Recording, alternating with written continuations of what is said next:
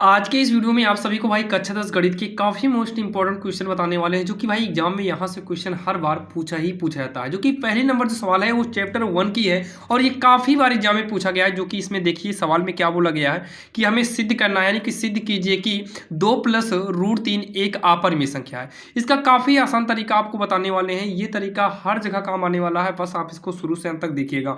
तो यहाँ पर देखिए ये हमेशा आपको यही देगा भाई, अपरिमेय संख्या। हमेशा आपको बोलेगा कि अपरिमेय संख्या यही सिद्ध करो। तो हमेशा एक बात का ध्यान देना, ये बोलेगा अपरिमेय संख्या सिद्ध करना, लेकिन सबसे पहले स्टेप में क्या करना है, इसे हमें परिमेय संख्या मानना होगा। तो यहां पर हम लिखेंगे माना, जो भी सवाल दिया हो माना 2 + √3 एक परिमेय संख्या। पहला नंबर तो इसे हमें क्या करना है, परिमेय संख्या मानना। तो एक परिमेय संख्या है। हमेशा एक बात याद रखना भाई, हमेशा इसे परिमेय संख्या ही मानना है। और हमेशा एक बात का ध्यान देना, कोई भी संख्या परिमेय कब होती है पता है, जब ये 2 + √3 जो है ये बराबर हो जाएगा P/Q। यानी कि परिमेय संख्या, अगर कोई भी संख्या परिमेय संख्या है तो वो P/Q के रूप के होगा। तो यहाँ पर साइड में हमें लिखना पड़ जाएगा, जहाँ Q does not zero. Q का मतलब जो हर है ये हमेशा जीरो नहीं होना चाहिए, कभी भी जीरो नहीं होना चाहिए। अगर ये जीरो हो गया तो दी गई संख्या हमारी परिमेय नहीं होगी। तो यहाँ पर देखिए सबसे पहले क्या करना है, माना 2 + √3 एक परिमेय संख्या है। उसके बाद यही संख्या को उतारना होगा, फिर बराबर में हमें P/Q करना होगा। और यहाँ साइड में लिखेंगे जहाँ Q डज नॉट जीरो, यानी कि Q यानी कि जो नीचे वाला है वो जीरो के बराबर नहीं हो सकता। अब उसके बाद अगले स्टेप में इसको फिर से ऐसे ही नोट कर लेना, 2 + √3 बराबर का P/Q। इतना नोट करने के बाद अब आपका मेन उद्देश्य ये होना चाहिए कि इक्वल के पहले केवल रूट वाला बचे, बस केवल रूट वाला बचे। तो एक काम करिए, इस रूट वाले को बचा कर रखते हैं, इक्वल लगाएंगे P/Q। सब का सब वैसे लिखे हैं, लेकिन ये वाला जो 2 है, ये 2 के आगे जो है प्लस का चिन्ह माना जाएगा, क्योंकि किसी भी संख्या के आगे को अगर कोई भी चिन्ह ना हो तो हम प्लस मानते हैं। तो इसके आगे प्लस मानेंगे। अब इसको उठाकर हम इधर ले आएंगे, जब इसको पक्षांतर कर कर इधर भेजेंगे तो ये माइनस में हो जाए, क्योंकि प्लस की संख्या जो है ये माइनस में होती है। अब उसके बाद इसको हम एक ब्रैकेट में कर लेंगे। अब ये रूट की संख्या अकेले हो गई। जब रूट की संख्या अकेले हो जाए ना तो ये हो जाएगा अपरिमेय। तो यहाँ पर एरो मारेंगे और लिख देंगे अपरिमेय है, अपरिमेय है या फिर अपरिमेय संख्या है। और इधर क्या करेंगे, एरो लगाएंगे और ये हो जाएगा हमारा परिमेय, यानी कि परिमेय है या फिर परिमेय संख्या है। अब इतना कहने के बाद इक्वल के पहले अपरिमेय है, इक्वल के बाद में परिमेय है। जैसे भाई उदाहरण के लिए आप एक भाई खूंटा ले लीजिए जिसमें भैंस बकरी बांधी जाती है। आप एक खूंटे में भैंस को बांधो और बकरी को बांध दीजिए, क्या ये दोनों साथ रहेंगे? नहीं रहेंगे, आपस में लड़ेंगे, विरोध करेंगे। तो सेम वैसे इक्वल के पहले अपरिमेय है, इक्वल के बाद परिमेय है, तो ये दोनों एक दूसरे का विरोध करेंगे। तो इसीलिए यहाँ पर लिख देंगे हम लोग, ये विरोधाभास है। क्या लिखेंगे हम, ये विरोधाभास होंगे, विरोधाभास होंगे, यानी कि ये दोनों बराबर नहीं हो सकता है। अब इतना करने के जस्ट बाद आपको सीधा यहां पर लिखना होगा अतः। क्या लिखेंगे हम लोग, अतः जो सवाल था, सवाल क्या था, 2 + का √3 एक। देखिए यहां पर हम माने हैं परिमेय, लेकिन ये जो सवाल में दिया है ये अपरिमेय बोला है। तो अब लास्ट में लिखेंगे अतः 2 + √3 एक अपरिमेय संख्या है। क्या लिखेंगे, अपरिमेय संख्या, अपरिमेय संख्या। और लास्ट में हम क्या लिखेंगे, इति सिद्धम। लास्ट में हम लिख देंगे इति सिद्धम, यानी कि यही हमें सिद्ध करना था, जो कि यही इसका आंसर हो जाएगा, जो कि काफ़ी आसान है और आप सभी के समझ में आया होगा, जो कि काफ़ी इंपॉर्टेंट सवाल है। चलिए ऐसे एक दो सवाल और देख लेते हैं, क्योंकि एग्जाम में कंफर्म है कि यहाँ से सवाल पूछा ही पूछा जाएगा। अब अगर हम बात करें सवाल नंबर दूसरी की, तो भाई सवाल नंबर दूसरी आपके स्क्रीन के सामने है। चलिए इसको देखते हैं, जब रूट की संख्या अकेले हो तब कैसे करना है। तो यहाँ पर भी वही काम करना है। हम लिखेंगे माना √7 एक परिमेय संख्या है। क्या लिखेंगे, माना √7 एक परिमेय संख्या है। तो ये हो गया परिमेय संख्या है। तो कोई भी संख्या परिमेय कब होगी, जब इसके बराबर में हम P/Q कर देंगे और साइड में लिखेंगे जहाँ Q does not zero. Same वैसे ही किए हैं जैसे इसके पहले था। अब उसके बाद फिर से इसी को एक बार नोट करेंगे, √7 बराबर P/Q। अब यहाँ पर कुछ भी नहीं करना है, ये रूट की संख्या अकेले है। अगर रूट के साथ कोई भी अंक इधर उधर होता तो उसको पक्षांतर करके हटाते, लेकिन यहाँ पर रूट में अकेले है तो कोई दिक्कत नहीं। तो ये हमारा हो जाएगा अपरिमेय। क्या हो जाएगा, अपरिमेय। तो यहाँ लिखेंगे अपरिमेय संख्या है। क्या हो जाएगा, अपरिमेय संख्या है। और ये क्या हो जाएगा, परिमेय संख्या है। परिमेय संख्या है या फिर परिमेय है, दोनों सही है। तो परिमेय संख्या है। उसके जस्ट बाद मतलब इतना कहने के बाद हम क्या लिखेंगे, ये विरोधाभास है। तो ये हम लिख देंगे, ये विरोधाभास होंगे। क्या लिखेंगे? ये विरोधाभास होंगे। अब उसके बाद लास्ट में हम लिखेंगे अतः √7, जो सवाल थी √7, या तो यहाँ से आप लिख सकते हो, यहाँ माने परिमेय है लेकिन यहाँ लिखेंगे माना √7 एक अपरिमेय संख्या है, एक अपरिमेय संख्या है। √7 एक अपरिमेय संख्या, और यही फाइनली आंसर हो जाएगा।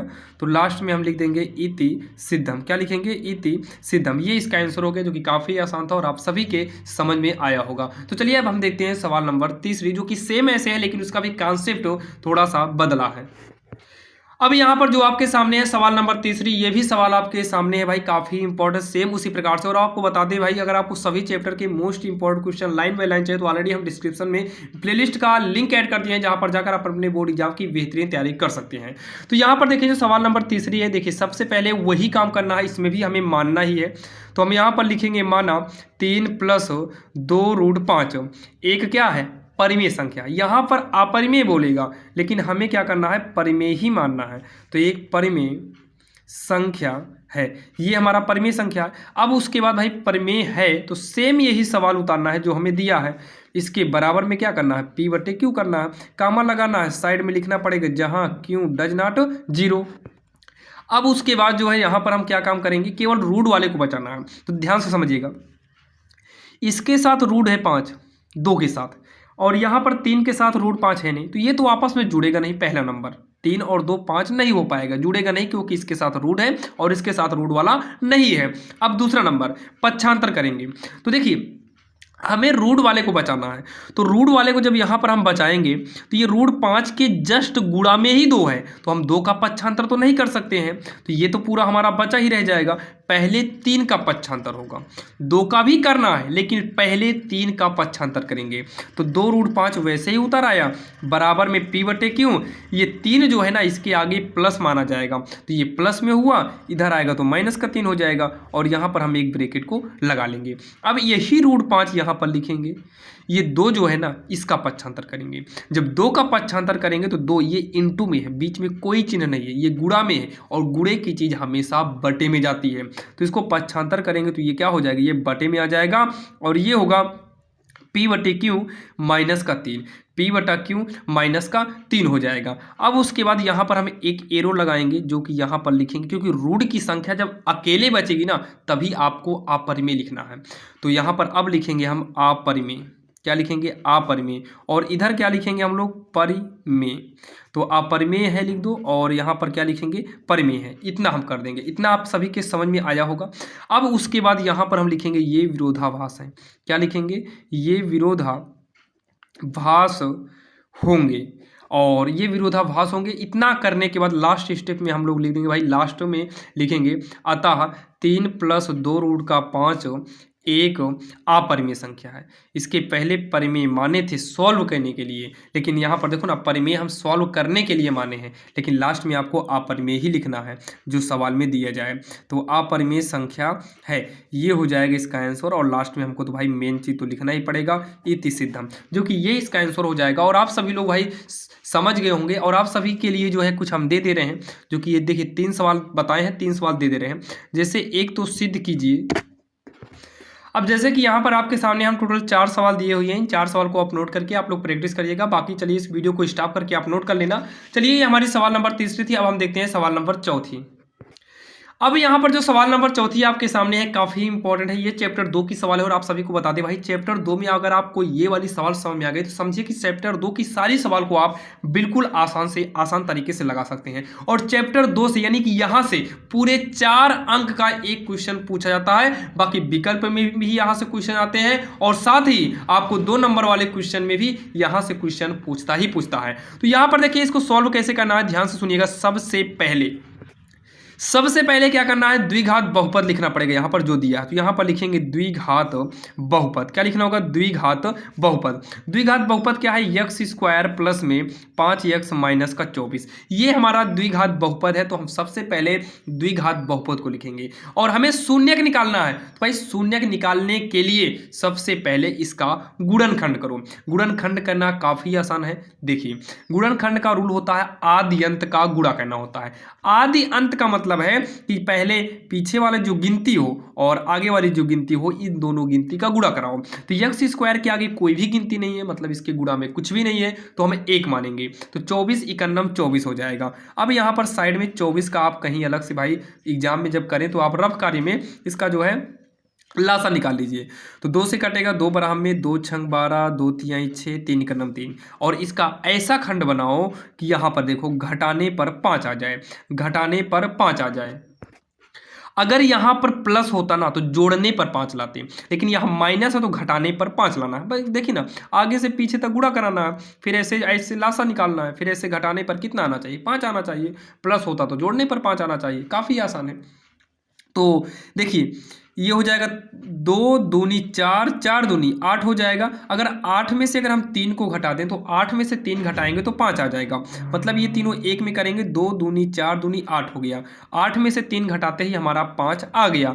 तो यक्स स्क्वायर को लिखेंगे, प्लस लगाएंगे ब्रेकेट, जहाँ 5 यक्स है ना वहाँ पर हो जाएगा 8 और -3, मतलब 8 यक्स माइनस का 3 यक्स हो जाएगा।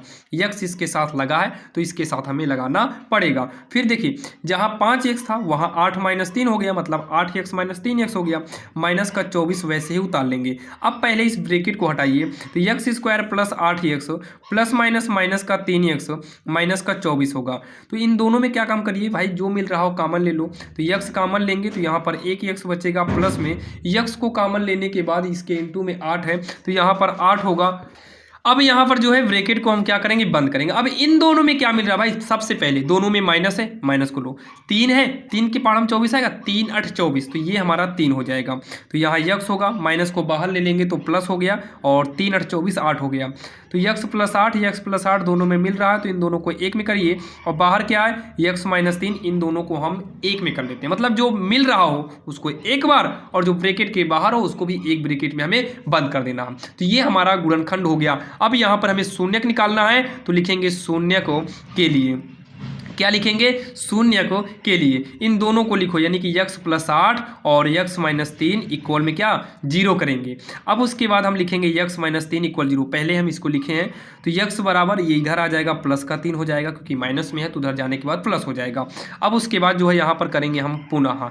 अगला क्या है, यक्स प्लस 8 है इक्वल में 0, तो यक्स बराबर प्लस का 8 है, ये इधर आ जाएगा तो माइनस का 8 हो जाएगा, जो कि यक्स का मान एक 3 आया है और दूसरा माइनस का 8 आया है। तो यहाँ पर लिखेंगे अतः बहुपद। बहुपद का मतलब जो हमारी सवाल है, सवाल क्या है, x square plus 5x minus का 24। तो यक्स स्क्वायर प्लस में 5x माइनस का 24 के शून्यक, देखिए ना, के शून्यक ज्ञात करो, यानी कि ज्ञात कीजिए। तो के शून्य को 3 तथा -8 होंगे, 3 तथा माइनस का 8 होंगे। ये हमारा शून्यक आ गया है। अब हमें करना है इनके गुणांकों का जांच करना है। तो अब यहाँ पर हम डालेंगे जांच। क्या डालेंगे, अब इन पे जांच डालेंगे। तो जांच के लिए 2 फार्मूला आपको तैयार होना चाहिए। पहला फार्मूला होता है, पहला होगा भैया शून्यकों का योग होता है, शून्यकों का योग या फिर योगफल बराबर होता है माइनस में यक्स का गुणांक। क्या होगा, माइनस में यक्स का गुणांक बटे में यक्स स्क्वायर का गुणांक, यक्स स्क्वायर का गुणांक होता है। शून्यकों का योगफल बराबर, देखिए शून्यकों का योग भी कर सकते हो, योगफल दोनों सही है, माइनस यक्स का गुणांक बटे में यक्स स्क्वायर का गुणांक। तो शून्यकों का योग, भाई शून्य कौन कौन सा है, 3 है और अगला -8 है, इन दोनों का योग मतलब जोड़, तो इसको ब्रैकेट करना होगा। अब जोड़ दीजिए, माइनस यक्स का गुणांक, तो यक्स की गुणा में क्या है, प्लस का 5 है, तो ये 5 हो गया, प्लस लगेगा नहीं। यक्स स्क्वायर की गुणा में यहाँ पर कोई भी गिनती नहीं है तो हम 1 मानेंगे, तो ये 3 होगा, प्लस माइनस माइनस का 8 हो जाएगा, बराबर -5। हर में 1 माना जाता है, लिखा नहीं जाता है। अब देखिए 3 में से 8 घटेगा नहीं, बल्कि 8 में से 3 घटा देंगे तो ये माइनस का 5 होगा, इक्वल में माइनस का 5, जो कि ये दोनों बराबर आ गया। इसका मतलब हमारे शून्यक सही है। और एक और करना पड़ता है, शून्यकों का गुणनफल। क्या करेंगे हम, शून्यकों का गुणनफल शून्यकों का गुणनफल, शून्यकों का गुणनफल बराबर हो जाएगा अचर पद, शून्यकों का गुणनफल बराबर हो जाएगा अचर पद बटे में यक्स स्क्वायर का गुणांक। क्या होगा? यक्स स्क्वायर का गुणांक। शून्यकों का गुणनफल, भाई गुणनफल का मतलब होता है गुणा, तो शून्य कौन कौन से हैं? 3 और -8, तो इन दोनों का हम क्या करेंगे? गुणा करेंगे। अचर पद का मतलब जिसमें यक्स ना हो, तो यक्स किस में नहीं है? 24 में, तो 24 के साथ भाई -24 है, तो ये -24 बटे में यक्स स्क्वायर का गुणांक, तो यक्स स्क्वायर की गुणा में क्या है? कुछ भी नहीं, तो 1 मानेंगे तो यहाँ 1 हो जाएगा। अब ये 3 और 24 होगा जो कि माइनस का होगा क्योंकि यहाँ माइनस लगा है, और -24 के बटे में 1 है, 1 को हटा देंगे, ये दोनों भी हमारा बराबर आ गया, यानी कि हमारी जांच यहीं पर कंप्लीट हो जाएगी, जो कि काफ़ी आसान सवाल थी और आप सभी के समझ में आया होगा। और भाई फिर से बोल दे रहे हैं, अगर आपको सभी चैप्टर के इंपॉर्टेंट क्वेश्चन चाहिए तो ऑलरेडी उसका लिंक आपको हम डिस्क्रिप्शन में दे दिए हैं, वहां पर जाकर लाइन बाय लाइन 2 अंक वाले, 4 अंक वाले और साथ में ही 6 अंक वाले सभी इंपॉर्टेंट क्वेश्चन को आप लाइन बाय लाइन देख सकते हैं काफी आसान से आसान शब्दों में। चलिए अब हम देखते हैं सवाल नंबर 5वीं। अब यहाँ पर अगर हम बात करें सवाल नंबर 5वीं की, तो भाई सवाल नंबर 5वीं आपके स्क्रीन के सामने है, जो कि काफी इंपॉर्टेंट है और बोर्ड एग्जाम में यहाँ से क्वेश्चन ना पूछे भाई, ऐसा हो ही नहीं सकता। तो यहाँ पर देखिए, चलिए इसको सॉल्व करते हैं। आखिर कैसे सॉल्व करना है ध्यान से आप लोग देखिएगा, इसमें भी सेम वैसे ही करना, और आप लोग साथ में काफी पे लेकर बैठिए और साथ में सॉल्व करते चलिएगा। सबसे पहले हम यहाँ पर लिखेंगे द्विघात समीकरण, द्विघात बहुपद है तो द्विघात बहुपद ये है f(x) के बराबर में x² + 7x + का 12। अब यहाँ पर देखिए हम द्विघात बहुपद को लिख लिए हैं। अब इसमें भी सेम वही काम करना है जो इसके पहले किए थे, पहले गुणनखंड करना, तो गुणनखंड ऐसे ही कितना, शुरुआत का और लास्ट वाले का गुणा, तो यहाँ पर कोई भी गिनती नहीं है, यहाँ पर 12 है तो 12 यहाँ पर 1 मान के 12 का नाम 12 ही होगा। अब 12 का हम लासा निकालेंगे, तो 2 छंग 12, 2 तिहाई 6 और 3 का नाम 3, और यहाँ पर जोड़ने पर कितना लाना है? 7 आना चाहिए। तो एक काम करो, इन दोनों को मिला दो, 2 दूनी कितना हो गया? 4, 2 दूनी 4, 4 में अगर हम 3 जोड़ देना तो 4 3 7 हो जाएगा, मतलब 4 और 3 का बनेगा। तो x² प्लस में ये 4 और 3 का बनेगा प्लस का 12, तो x² प्लस में ये हो गया 4x प्लस में 3x और प्लस का 12।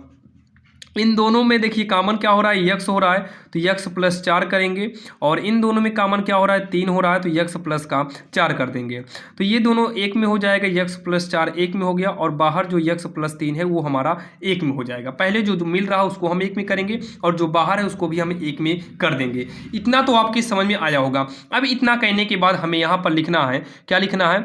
अब या अतः, यहाँ पर क्या लिखेंगे?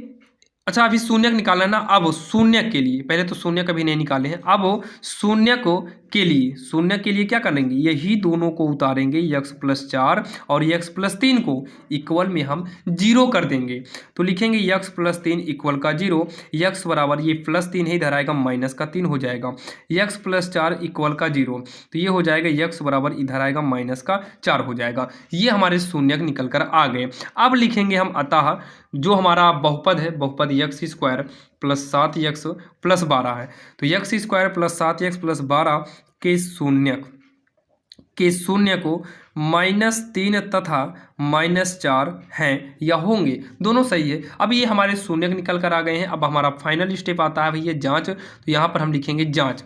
जांच के लिए पहला जो फार्मूला होता है वो होता है शून्यकों का योग, शून्यकों का योग या फिर योगफल। ये होगा माइनस में यक्स का गुणांक, क्या होगा? माइनस में यक्स का गुणांक बटे में x² का गुणांक, यक्स का गुणांक बटे में x² का गुणांक। तो शून्य कौन कौन से हैं? एक -3 है, अगला -4 है। योग माने जोड़ना है, तो इसको एक काम करो, दोनों को ब्रैकेट में कर लो और बीच में जोड़ना है तो प्लस का चिन्ह लगा दो। माइनस यक्स के गुणा में क्या है? तो यक्स के गुणा में क्या है? 7 है, जो कि प्लस का है। x² के गुणा में क्या है? कुछ भी नहीं है, तो 1 लेंगे। जैसे ये +7 है तो प्लस लिखा नहीं जाएगा, केवल 7 ही लिखा जाएगा।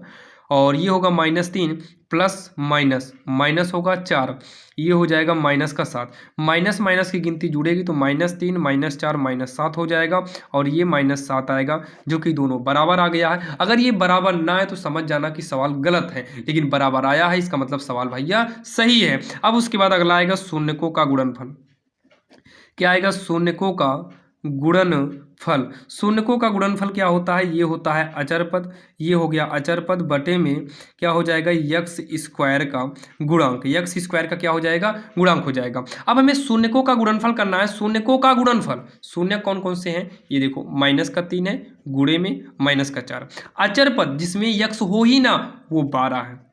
यक्स स्क्वायर का गुणांक कुछ भी नहीं है तो हम 1 करेंगे। ये हो जाएगा माइनस का चर, यहीं 12 होगा, बराबर का माइनस, अच्छा माइनस माइनस प्लस हो जाएगा ना ये, और ये ऑलरेडी प्लस में ही 12 है, यानी कि 12 के बराबर में 12 हो गया। यहाँ प्लस नहीं लगाना है, बस 12 के बराबर में 12 करना है, जो कि दोनों बराबर हो गया, और यही इसका आंसर हो जाएगा, जो कि काफ़ी आसान है और आप सभी के समझ में आ गया होगा। जो कि ये चैप्टर 2 की सवाल थी, जो कि काफ़ी इंपॉर्टेंट थी, और यहाँ से आपके एग्जाम में भाई पूरे के पूरे नंबर मिलने वाले हैं। तो चलिए अब देखते हैं सवाल नंबर 6, जो कि समीकरण है, जिसमें भाई समीकरण आता है ना चैप्टर 3 और 4 में, समीकरण के बिना आप चैप्टर 3 और 4 की सवाल को नहीं लगा सकते हैं। तो आइए चलिए देखते हैं समीकरण को आखिर कैसे सॉल्व करना होता है, जो कि एग्जाम में हर बार प्रतिस्थापन विधि से एक्स वाई जेड का मान पूछता ही पूछता है, और विलोपन विधि भी काफी इंपॉर्टेंट होती है। तो हम देखने वाले हैं आखिर समीकरण से एक्स और वाई का मान कैसे निकालना है, जो कि आपके एग्जाम के लिए काफी इंपॉर्टेंट होने वाला है।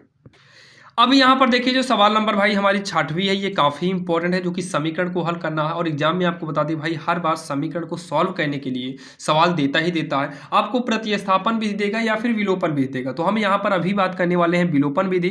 बाकी प्रतिस्थापन विधि के लिए भी जल्द ही वीडियो लेकर आएंगे। बाकी आपके लिए भाई इंपॉर्टेंट क्वेश्चन का लिंक डिस्क्रिप्शन में दिया गया है। तो यहाँ पर देखिए, सबसे पहले तो हम यहाँ पर लिखेंगे 4x प्लस में 5y बराबर का 7, और हम इसे क्या काम करेंगे? समीकरण 1 करेंगे।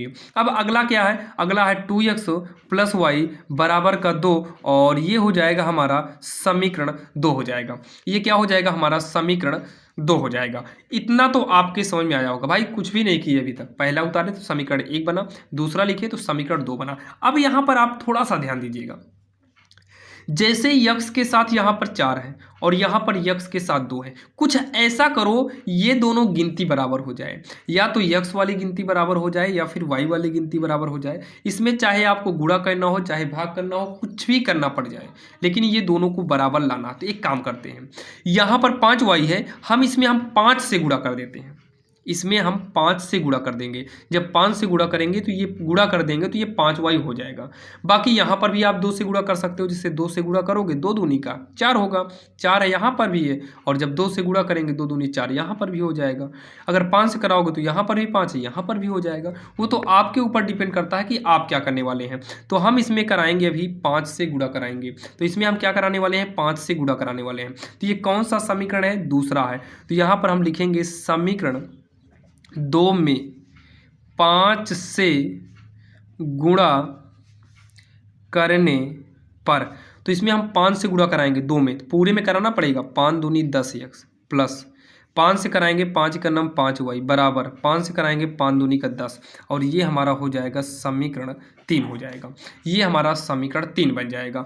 अब उसके बाद इसमें का 5y और इसमें का 5y मिल रहा है, तो ये कौन सा समीकरण है? 1, और ये कौन सा समीकरण है? 3। तो यहाँ पर हम लिखेंगे समीकरण 1, ये भी प्लस में है और ये भी प्लस में है। जब दोनों चिन्ह सेम हो, जैसे प्लस प्लस हो तो घटाने पर, जैसे इसका चिन्ह और ये दोनों चिन्ह मिल रहे हैं, मतलब ये भी प्लस में है ये भी प्लस में है, जब सेम चिन्ह का आ जाए जो मिल रहा हो तो घटाने पर, तो समीकरण 1 में से समीकरण 2 को घटाने पर, तो खैर समीकरण 2 क्या? समीकरण 3 है।